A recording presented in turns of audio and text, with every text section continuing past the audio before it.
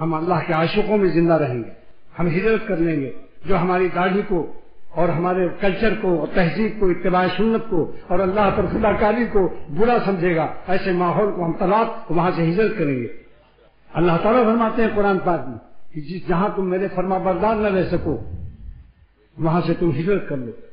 ان ارضی واسعہ، تم میری زمین لمبی چوڑی ہے، فتحاجروا فیہا، تم ہجرت کیوں نہیں کیا وہاں تم نے؟ اللہ کے دوستوں کی اور اللہ کے عاشقوں کا بھی ماحول بھی تو ہے۔ کیوں تم لڑکیوں کے اسکول کے قریب تم نے مکان خریدا کہ نظر تم نہ بچا سکو؟ کیوں شراب کھانے کے قریب مکان بنایا کہ شراب پینے سے نہ بچ سکو؟ ہزار خیش کی بیگانہ خدا باشد، ہزار اپنے ہیں مگر جو اللہ سے بیگانے و دور ہیں، ہم ان کو اپنا خاندان نہیں سمجھتے۔ ہزار خیش کی بیگانہ خدا باشد، ہزار اپنے جو خدا سے بیگانے اور اللہ سے دور ہیں وہ ہمارے نہیں۔ فدائے یکتنے بیگانہ کا آشنا باشد، میں اس بیگانہ جسم پر جو ہمارا رشتہ دار خاندان خونی رشتہ نہیں ملتا مگر بیگانہ ہے لیکن خدا سے آشنا ہے، ہم اس مرشد پر فدا ہے۔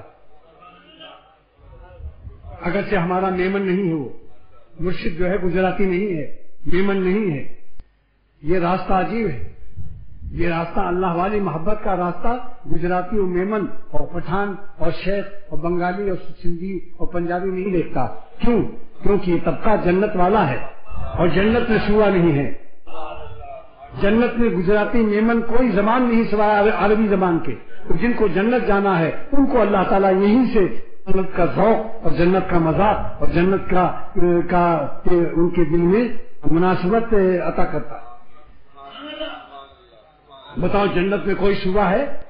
وہاں تو چھٹی گل ہے، کوئی بولے گا؟ بخیر راگڑے بولے گا اور کیم چھو بولے گا؟ تمہاری طبیعت کیم چھو؟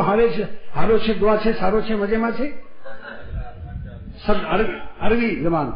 لہذا یاد رکھو ہر مسلمان اپنا بھائی ہے، اگر جنت میں جانا ہے تو ذوق جنتی پیدا کرو اور اللہ تعالیٰ کی نافرمانی کی عادتوں کو 3 طلاق دو، 3 طلاق اس مبارک مہینے میں۔